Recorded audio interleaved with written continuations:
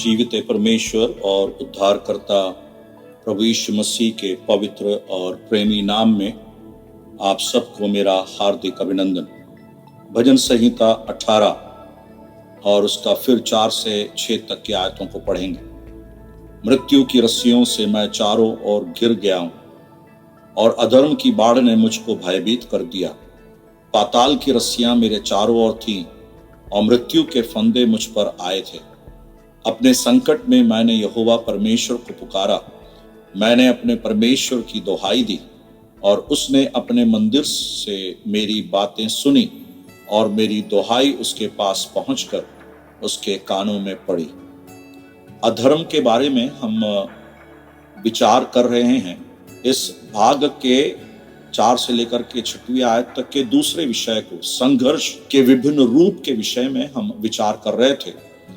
वहां पर जो अधर्मियों का हमला है, मृत्यु की रस्सियां, मृत्यु के फंदे, पाताल की रस्सियां, उस प्रकार के जो शब्दों का प्रयोग है जो अधर्म के कामों को दर्शाता है, उन अधर्म के कामों के विषय में और अधर्मियों के विषय में हम विचार कर रहे थे। पिछले बार हमने देखा कि ऐसे मनुष्य हैं जो बुराई की युक्ति निकालते हैं, बुराई करने के लिए युक्तियां रचते हैं, ऐसे षड्यंत्र रचते हैं जिससे लोगों के जीवन में बुराई होती है, मुश्किलात खड़ा करते हैं, मुश्किलात पैदा करते हैं, वे बुराई करते हैं और उनकी बातों से आग लग जाती है। मैंने पिछले बार आप लोगों को स्मरण दिलाया कि कैसे लोग झूठी बातों को बोलकर, झूठे बातों को कहकर गलत बातों को फैलाते हैं, भ्रम फैलाते हैं, षड्यंत्र रचकर लोगों में झगड़ा करवाते हैं। इस प्रकार की बातें हम बहुत देख पा रहे हैं और हमारे जीवन में हमें इन बातों से बचना है। जब हम नीति वचन उसके 19वें अध्याय में आते हैं, 19वें अध्याय के 28वीं आयत, अधर्मी साक्षी न्याय को ठट्ठों में उड़ाता है और दुष्ट लोग अनर्थ काम निगल लेते हैं। वहां पर अधर्मी शब्द का प्रयोग है, अनगॉडली, और वो शब्द भी वही शब्द मूल भाषा में है जो भजन संहिता 18 के 4 में अधर्म के लिए इस्तेमाल किया गया। इस प्रकार वो शब्द का प्रयोग भजन संहिता 18 के 4, नीति वचन 16 के 27 और 19 के 28, उसके बाद दूसरा शमूएल 22 में तो है ही वो शब्द का प्रयोग। हम देखते हैं वही एक शब्द है। जैसे मैंने कहा, इस अधर्म शब्द के लिए और भी मूल भाषा में शब्दों का प्रयोग किया गया है, परंतु हम इस शब्द का ध्यान दे रहे हैं। और यहां पर लिखा है, अधर्मी क्या करता है? साक्षी न्याय को ठट्ठों में उड़ाता है। न्याय की बातों से उससे कुछ लेना देना नहीं, चाहे सर्वोच्च न्यायालय की बात भी हो, जजमेंट भी हो, उसका भी वो आदर और सम्मान नहीं करते हैं। सच्चे न्याय को वो ठट्ठों में उड़ा देते हैं। मेरे प्यारों, ऐसे एक संसार में हम अपने जीवन को बिता रहे हैं।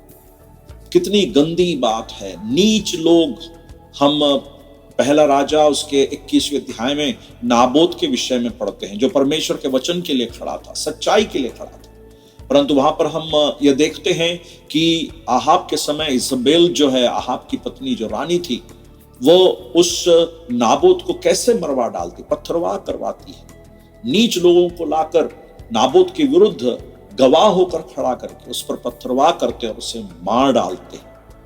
क्या इस प्रकार के संसार में हम जीवन को नहीं बिता रहे हैं? परंतु परमेश्वर चाहता है कि ऐसे लोगों का भी मन फिराओ।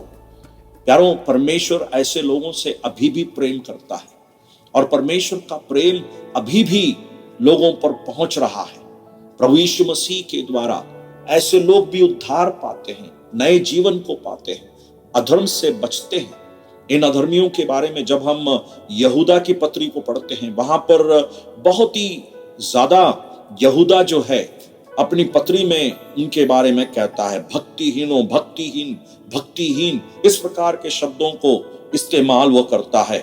यहूदा की पत्री को हम जब पढ़ें 4 आयत में, ये भक्तिहीन हैं, लुचपन में बदल डालते हैं परमेश्वर के अनुग्रह को। उसके बाद जब हम 15वीं आयत में आते हैं, वहां पर 3 बार भक्तिहीनों, भक्तिहीन, भक्तिहीन उस शब्द का प्रयोग किया गया है।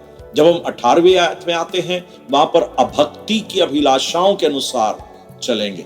तो ये ऐसे लोग हैं जिनके कारण भयभीत होना पड़ जाता है, परंतु उसके हावी में हम जीवन को नहीं बिताते हैं। और इसलिए विश्वासियों को, मसीहियों के लिए यह स्पष्ट निर्देश परमेश्वर का आत्मा प्रदान करता है। जब हम तीतुस की पत्री में आते हैं, उसके 2 अध्याय में, और वहां पर हमें चेतावनी के रूप में बताई गई है 2:12, तीतुस 2:12, और हमें चेतावनी देता है कि हम अभक्ति और संसारिक अभिलाषाओं से मन फेर कर इस युग में संयम और धर्म और भक्ति से जीवन बिताएं। तो हम हर प्रकार की अभक्ति और संसारिक अभिलाषाओं को छोड़कर, मन फेर कर इस युग में संयम और धर्म और भक्ति से जीवन बिताएं। क्यों?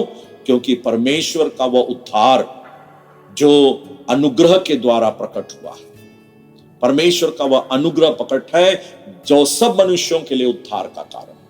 वह उद्धार जो है हमें इस प्रकार के अभक्ति के जीवन और अधर्म के जीवन से छुड़ाता है, बचाता है। ये मसीहियों की खासियत है, परमेश्वर के लोगों की खासियत है, परमेश्वर की बात को मानने वाले लोगों की खासियत है कि वे अधर्म के मार्ग को छोड़ते हैं। और इसलिए यह निर्देश दिया गया है कि हम अभक्ति और संसारिक अभिलाषाओं से मन फेर कर इस युग में संयम और धर्म और भक्ति से जीवन बिताएं। मेरे प्यारे भाई, मेरी प्यारी बहन, परमेश्वर हमारे जीवन में यह चाहता है कि हम अभक्ति के मार्ग को छोड़ें, भक्तिहीन होकर जीवन ना बिताएं, परंतु भक्ति के जीवन को बिताएं, और इस संसार में परमेश्वर की महिमा हमारे जीवन से होने पाए। परमेश्वर इस वचन को आशीषित करके दे। परमेश्वर के बड़े नाम की स्तुति हो। आप सबको जय मसीह की। मसीह में आपका शालू भैया।